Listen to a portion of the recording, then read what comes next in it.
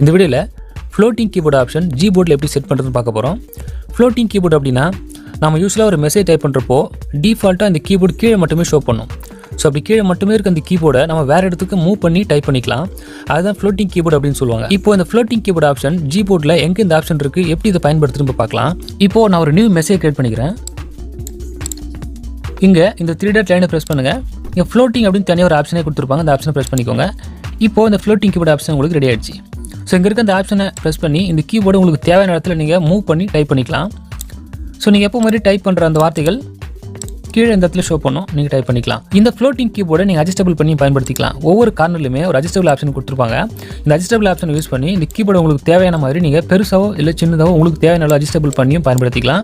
இந்த floating keyboard option யாருக்கெல்லாம் அதிகமாக பயன்படும் அப்படின்னா, ஒரு சிலருக்கு அவனோட மொபைல் ஃபோன் உடஞ்சிருக்கலாம். ஸோ உடஞ்சதுனால அவங்க ஃபோன் டிஸ்பிளேல சில இடங்கள் ஒர்க் ஆகாமல் இருக்கலாம், சில இடங்கள் சரியாக ஒர்க் ஆகலாம். ஸோ அப்படி ஒர்க் ஆகிற இடத்துல இந்த ஃப்ளோட்டிங் கீபோர்டு ஆப்ஷன் நீங்கள் ப்ளேஸ் பண்ணி டைப் பண்ணி பயன்படுத்திக்கலாம்.